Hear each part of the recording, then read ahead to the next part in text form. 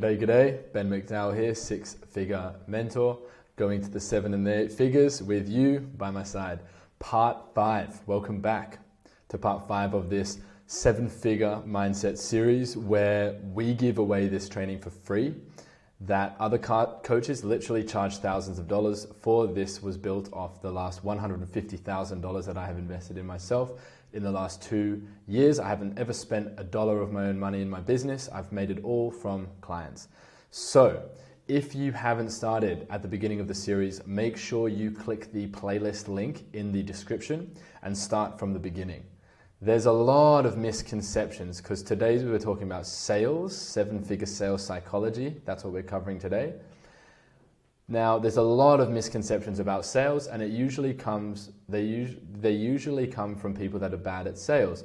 All of the experiences and things that you've heard about sales come from bad salespeople. Good salespeople are a pleasure. Good salespeople have mastered sales. So it's probably the number one way you can positively change people's lives. I want to talk to you about 7-figure sales. 7-figure sales is not making someone buy something. It's not taking people's money. It's not you gaining something while someone else loses. It's not being pushy. It's not win-lose situation. It's not convincing someone of anything. 7-figure sales is an invitation to solve a problem. It is presenting a valuable solution that makes it easier and faster for a person in a specific situation they are unhappy with to cross into a desired situation they want. It's a win-win situation. It's building a lifelong relationship in terms of coaching, for sure. So if we were selling fidget spinners, that's not going to be the same, right? But I'm making this video for coaches between 0 to 10K per month. So this is for you. In my opinion, sales is made too overly complex. It's too complex. There's too much emotion around it. There's too much structure around it. Sales is such an organic process that is between two human beings. It's not systematic or machine-like. The 4 simple steps to closing a client, literally, the first one, build rapport. I'm just giving you this for free. I paid thousands of dollars to learn this.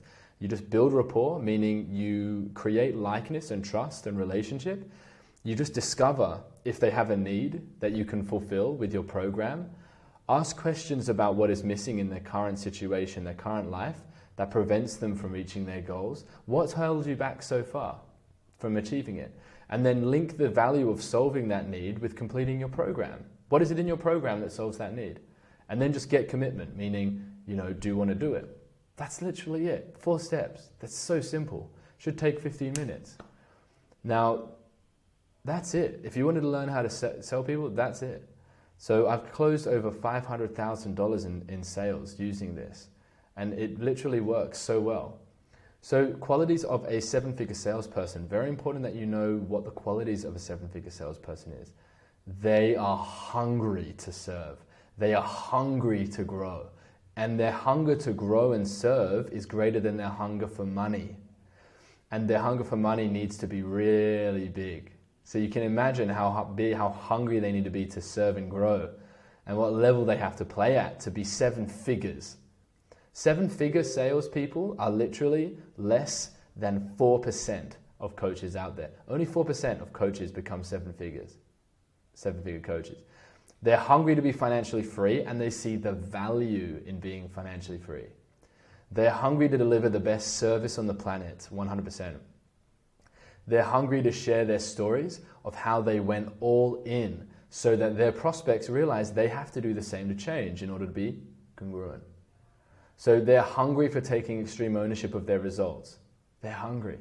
They are hungry to take all the feedback they receive and improve it and apply it to get their goals. So the number one quality of all of these qualities is hunger.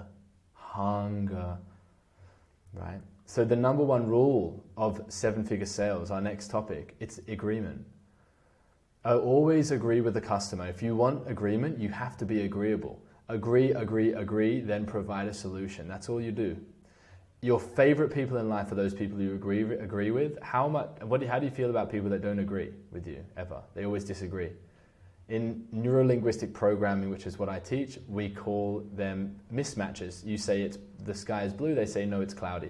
You say it's sunny, and that's great. They say no, it's terrible, I hate the sun. You say I love the rain, they say I hate the rain. They just disagree with everything.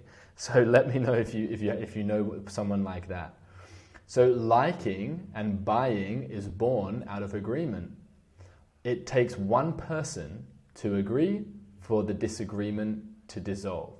If we're disagreeing and then suddenly I agree with you, the disagreement is over and then we can proceed. So the steps are agree, acknowledge their point of view, make them right, and then close them.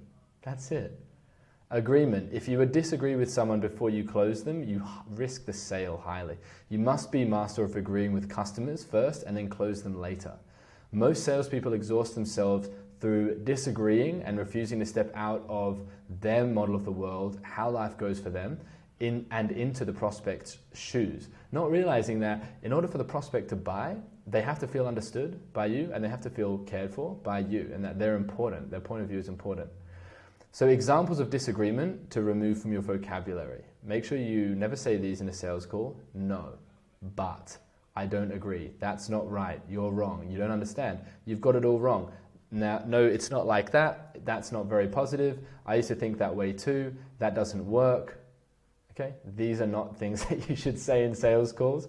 Examples of agreement are, yes, you're right, I'm with you all the way, I agree, couldn't agree more, I can appreciate that, I always think that, that's so true, I'll work it out, I understand, I'll make it happen, done, too easy. These are magical phrases. Use them like confetti at a wedding. You must drill these in until it becomes a muscle. Give me agreement here. So client relationships are born on agreement. People don't buy until they have agreed relationships. So I'm willing to agree because I'm willing to help people. So if you say it's black and I say it's white, then I will lose the sale. If you say it's black, I'm going to say it's black and I'll say you're right. If you say it's hot and I say no, it's cold, that doesn't work. If you say it's hot and I say yeah, it is, then I get used to it. I get used to the hotness. And as the salesperson, you have far more influential power if you do that, if you get agreement. Why? Because then there is agreement, what we call in NLP, the neurolinguistic programming, the critical faculty, the conscious mind, the part of you which cares to distinguish right from wrong and me from other, which analyzes information, it goes down when you have more agreement. When this happens, everything you say after the point when it goes down goes straight into their unconscious mind and is accepted and installed uncritically. So any suggestion you give will be taken into them. Now, if you ever find difficulty in sales, just start agreeing with them more. That's it. Intention is the next key. Intention is extremely important when it comes to 7-figure sales. People feel your intention through your physiology, your body. It shows up in your body. I believe there are 2 primary intentions that you can have, and you want both in your mind. However, it's important you are very conscious about this. The first intention, I think we should be able to genuinely, I think the first intention is so important. We should genuinely believe that we want to serve this person in the highest way. That is an intention that I have. I want to serve them. That is the first and most primary intention that you need to have. And then as you are doing that, the second intention is that you should close the sale. Serve them at the highest possible way and close the sale. These are the only 2 intentions. Hold them in your mind through the whole sale. Never drop those. If you hold on to those till the end, 90% of the time they will close. They will close. So it's not the price. It's what they're not saying that is the issue. So how many of you guys have ever been on a sales call and they've said, I don't have the money? How common is that? But then you see that they go out and they spend money on other things. So it's not the price, it's what they're not saying that's the issue. If you know the value of the solution is worth far more than the cost of the problems, then the price is not the real objection. If someone is committed enough, they will find a way to do anything. It's that they don't see value in doing it because you haven't linked value to the service, just like we said in step 3 of the sales process. So here are some things they may really be thinking. Is this the right product for me? Will this truly solve my problem? Will I use it? Do I really need this right now? Do I really want this? What will other people think about this decision? It literally, guys, it comes down to status. What will other people think of me? Is this something I'm going to really enjoy and use? Will this company take care of me? Am I better off buying something else or some other product? Will something better come out next week? Do I know enough to make a decision? Is this going to be a mistake? Is this person going to let me down? So if you handle these concerns to your buyer's satisfaction, then price will not be the issue. It's almost never price if the solution is worth more than the cost of the problem. I want you guys to know that. If they say the reason they are not buying is because of price, then there's a way to destroy that objection. They have other issues that need to be resolved. And it comes down to what we call the 3 Ps. So I want to show you how to manage these 3 Ps for destroying the I don't have the money objection so that you can become a 7-figure salesperson. The first is product. How's the product? Does the product work for me? How's the price? That is a part of it. Then the person, which is the salesperson, you, and then themselves. So get them from the beginning to be 100% honest with themselves and you. The key is to build lots of rapport in the first 5 minutes and then drive the entire interaction into your outcome. So the product, is the product going to work? Price is this affordable? Now, if they say it's not affordable and you say great, then you give them like a $50 deposit and a payment plan that's $1 per month for 10 years, and they still say, no, I can't afford it, then it's not the price. So it's never the price because you can always give them a smaller deposit and just have a longer payment plan. So you need to get them to be very honest from the beginning, and you do that by building that rapport. So 7-figure sales certainty is so important to get them to be so honest with themselves. Honesty comes from certainty. The prospect is responsible for their results. You're responsible for the communication of both people, you and them. The person who is okay with walking away wins, and sales is a game of desire. You need to absolutely have an overwhelming desire to close them and be ready to walk away and need nothing. Close them, serve them, change their lives. Don't think about taking money. Think about giving change. So either you're more certain that they can achieve their goals or they're more certain that they can't. You need to be certain. Certain. You must understand your prospects better than they understand themselves and be certain of that. So to conclude, I'm certain that if you have applied everything in this series, you will 100% change your life and the trajectory of your business and your success. Now that you have radically shifted your internal world, it's time to take action and change your external world to be your dream life. Here is my biggest tip for you to do that. Get around people who are doing what you want to do as soon as possible. The phrase, you are who you surround yourself with, is 100% true. Even further than that, it's the 5 people you spend the most time with that you are the reflection of. Just have a think about it. Look at that.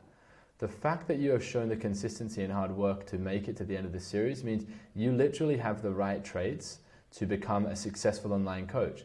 Now it's just about the right systems and infrastructure to be able to build that.